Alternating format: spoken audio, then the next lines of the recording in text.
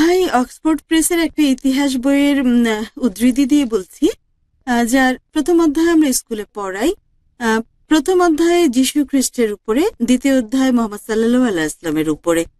কিন্তু ভাই, মোহাম্মদের উপর শিক্ষার যে সঠিক বই, সেটা তো কোরআন তার অনুসারীদের দিয়ে লেখা। আপনার কি মনে হচ্ছে না যে ভুল তথ্য দেয়া হচ্ছে? তারা ইসলাম এবং খ্রিস্টানদের এক কাতারে রেখেছে। আর আমার দ্বিতীয় প্রশ্ন হলো অ্যানিমেশন সম্পর্কে। নবীর জীবনী নিয়ে অ্যানিমেশন তৈরি করে কি আমাদের ছেলে মেয়েদের দেখাতে পারি? কারণ বাচ্চারা অ্যানিমেশন খুব পছন্দ করে, আর এটা খুবই জনপ্রিয়। আর তাছাড়া এর মাধ্যমে আমরা খুব সহজে ইসলামের আসল ছবিটা তুলে ধরতে পারবো। বন্ধুটা প্রশ্ন করেছেন। প্রথম প্রশ্ন হচ্ছে যে অক্সফোর্ডের একটা ইতিহাস বই, যেটা আমাদের এখানে স্কুলে পড়ানো হয়, তার একটা অধ্যায় দ্বিতীয় আছে মুহাম্মদ সাল্লাল্লাহু আলাইহি ওয়াসাল্লামের জীবনী। কিন্তু আমরা জানি যে মুহাম্মদ সাল্লাল্লাহু আলাইহি ওয়াসাল্লামের জীবনী এবং জীবনযাপন সম্পর্কে নির্দেশনামা যে বইতে আছে সেটা হচ্ছে কোরআন। আমাদেরকে আপত্তি জানানো উচিত। বোন, আপনাকে বুঝতে হবে যে যদি বইটা কোনো অমুসলিম লিখে থাকে, অমুসলিমের লেখা বই হয়, আর সেটা যদি সিলেবাসে থাকে, হয়তো এদিক সেদিক কিছু পরিবর্তন থাকতে পারে, একদম এক নাও হতে পারে। এর পেছনের উদ্দেশ্যটা আমাদের বুঝতে হবে, উদ্দেশ্যটাই গুরুত্বপূর্ণ। যদি উদ্দেশ্য হয় ইসলামকে ছোট করা, আমাদের আপত্তি আছে। কোন সময় কোনো মানুষ অজ্ঞতার কারণে ভুল কিছু বলতে পারে, সেটা ভুল। আসলে মুহাম্মদ সাল্লাল্লাহু আলাইহি ওয়াসাল্লামের জীবনযাপন পদ্ধতি দেওয়া নেই এই কোরআনে। মুহাম্মদ সাল্লাল্লাহু আলাইহি ওয়াসাল্লামের শিক্ষা দেওয়ার বিষয়, হ্যাঁ, মুহাম্মদ সাল্লাল্লাহু আলাইহি ওয়াসাল্লাম কোরআনের মাধ্যমে শিক্ষা দিয়েছেন, সে অর্থে এটা ঠিক আছে। ঠিক কথাগুলো হাদিসে আছে। মুহাম্মদ সাল্লাল্লাহু আলাইহি ওয়াসাল্লামের নির্দেশ আর জীবনযাপন পদ্ধতি হাদিসে আছে এবং সুন্নায়। কিন্তু কেউ যদি বলে এখানে মুহাম্মদ সাল্লাল্লাহু আলাইহি ওয়াসাল্লামের শিক্ষা দেওয়া আছে, বা ধরেন কেউ বলল যে জাকির কোরআন শিক্ষা দেয়, কাজে জাকির যা বলে সব কোরআনে আছে, তার মানে এনে যে আমি কোরআন লিখেছি। তাই যদি আপনারা বলেন যে জাকির যে শেখাই সেটা কোরআনে আছে, হ্যাঁ আলহামদুলিল্লাহ, আমি কোরআনের বাণী শেখাই, সেদিক থেকে কথাটা ঠিক আছে যে আমি যা বলি তা কোরআনে আছে। কিন্তু যদি কেউ বলে হযরত মুহাম্মদ সাল্লাল্লাহু আলাইহি ওয়াসাল্লাম কোরআন লিখেছেন, সেটা ভুল।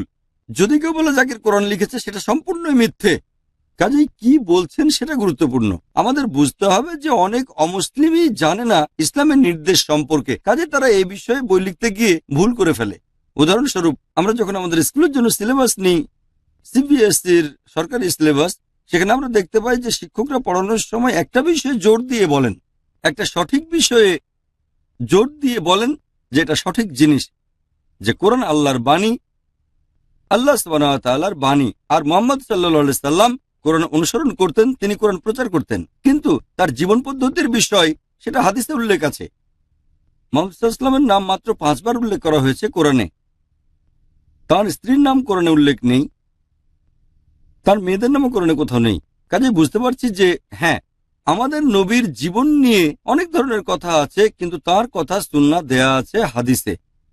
সুতরাং আমরা মুসলিমরা যখন পড়াবো এই বই আমাদের স্কুলে, তখন দেখতে হবে সেটা যেন সংশোধন করে পড়ানো হয়। যদি সেখানে কোনো বড় ভুল থাকে, আর যদি সেটা সরকারি সিলেবাস হয়ে থাকে, তবে আমাদের গুরুত্বপূর্ণ দায়িত্ব সেটা শিক্ষা মন্ত্রণালয়ে জানানো এবং তাদের বলা উচিত যে এটা হচ্ছে একটা ভুল তথ্য। সম্ভবত গত সপ্তাহের ব্যাপারে এই ধরনের কিছু লেখা বের হয়েছে, সিলেবাসের কিছু ভুল তথ্যের উপর লেখাটা হয়েছে, যেটা ছিল ভুল। সবাই আপত্তি জানিয়েছে, তারা সেটা সরিয়ে ফেলেছে।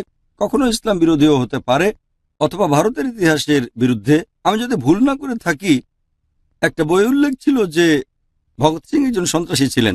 আমি ভুল না বললে তখন মানুষ আপত্তি করেছিল যে ভগৎ সিং সন্ত্রাসী ছিলেন না, এবং তারা তদন্ত করেছিল যে এই তথ্য কিভাবে বইয়ে এলো সেটা।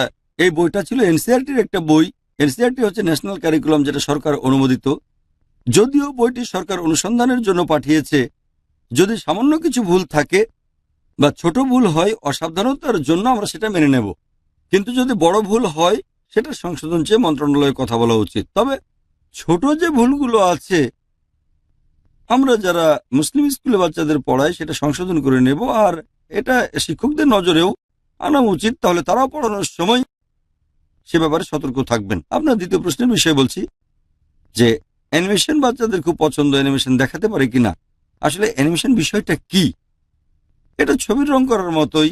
যেমন বর্তমানে ছবির ক্ষেত্রে এটা হচ্ছে অ্যানিমেশন দিয়ে করা হচ্ছে, কিন্তু সাধারণ নিয়মে ভাস্কর্য রং করা, মূর্তি পূজা রং করা, এই বিষয়টা হারাম সাধারণ নিয়মে। কিন্তু মানুষকে প্রাকৃতিক রঙে বা জীবন্ত কিছু, যেমন পশু পাখি ইত্যাদি, বা কোনো স্থাপত্য ভাস্কর্য ইত্যাদিতে অ্যানিমেশনের বিষয়ে অনুমতি আছে।